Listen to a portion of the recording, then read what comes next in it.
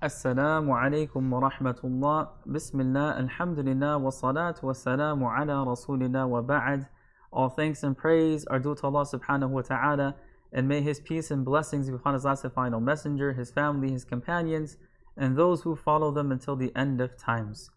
So last night's principle is extremely important for us to understand, and I would like to spend a little bit more time with it tonight as well. Allah subhanahu wa ta'ala tells us in Surah Al-Qasas, وَابْتَغِ فِي مَا آتَاكَ اللَّهُ الدَّارَ الْآخِرَةِ وَابْتَغِ فِي مَا آتَاكَ اللَّهُ الدَّارَ الْآخِرَةِ وَلَا تَنْسَ نَصِيبَكَ مِنَ الدُّنْيَا.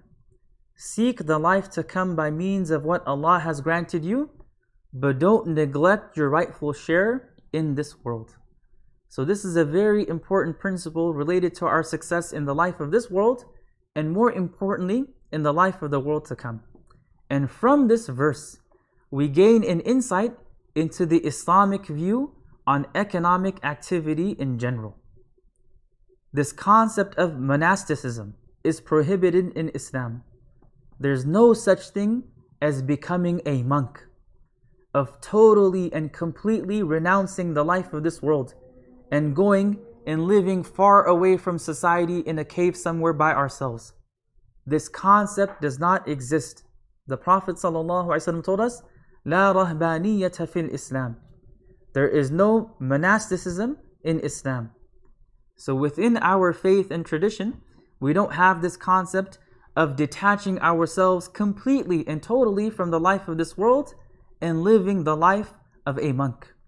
Rather, being a part of this world, living in it, and earning a livelihood is encouraged. As a matter of fact, oftentimes earning a livelihood is an obligation upon us.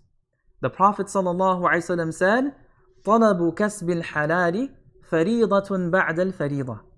Seeking a permissible means of livelihood, seeking a permissible means of income is an obligation after other obligations.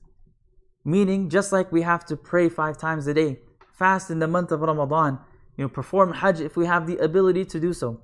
Similarly, there are certain circumstances and situations where it becomes an obligation upon me to earn a livelihood, to support myself and to support my dependents, to support my family, to support anyone that's under my care.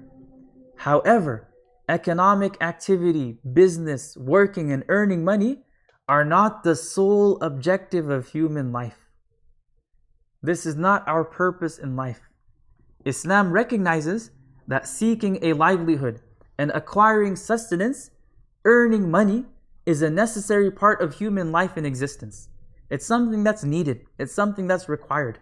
But at the same time, it doesn't consider it to be the main purpose or goal of a person's life. And that is the common perspective regarding the life of this world. That the reason why we exist is just to struggle and hard and make a better life for ourselves. The whole concept of the American dream. Everyone's looking and chasing after that house in the suburbs, or having that large bank account and living the life of luxury and prosperity. That is not our purpose in life. And that is why we see that the Quran condemns monasticism and enjoins seeking the bounty of Allah, and refers to trade as seeking the bounty of Allah, and it refers to wealth as khair, as goodness, and nutrition as pure things of sustenance, and dress as the adornment of Allah, and shelter as tranquility. So clothing, food, shelter, right? All of these things Allah subhanahu wa ta'ala uses positive words for them, positive language, to show that it is encouraged.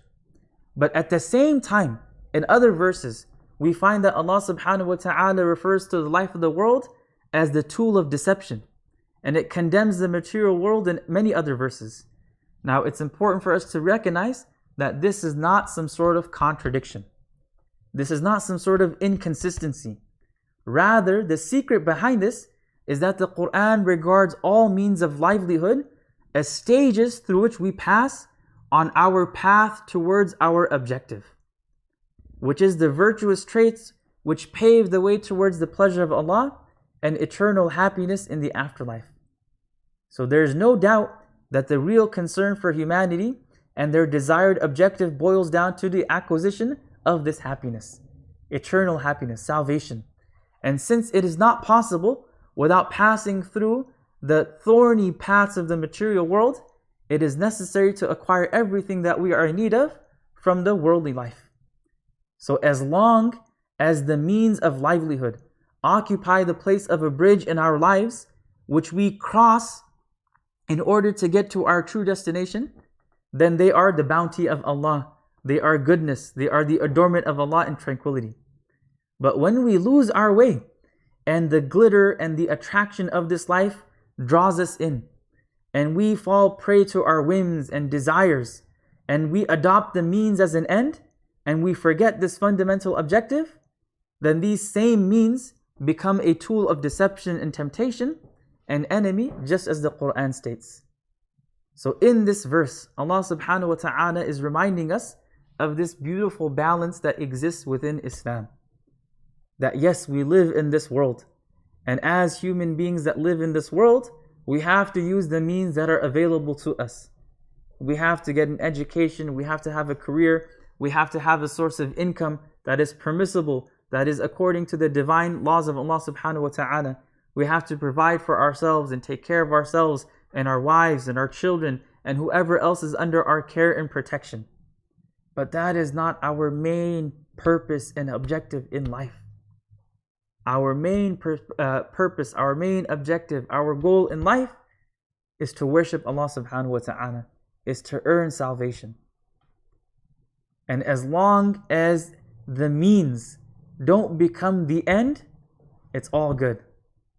But once those means become the objective and start interfering with our true purpose in life, that is when it becomes problematic.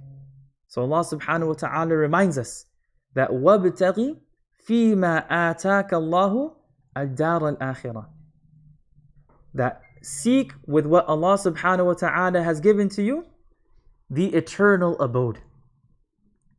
Right? Ad-dar al-akhirah, that's our goal. But as we are heading towards that goal, وَلَا تَنْسَ نَصِيبَكَ مِنَ الدُّنْيَا, don't forget or don't neglect your rightful share of this world. So we ask Allah subhanahu wa ta'ala to give all of us the tawfiq, the ability to align our lives to its proper objective. And we ask Allah subhanahu wa ta'ala to grant us this balance, to grant us this moderation, and to allow us to work towards the akhirah so that we can earn Allah's mercy and forgiveness. وصلى اللهم على نبينا مولانا محمد وعلى آله وصحبه وسلم والسلام عليكم ورحمة الله وبركاته.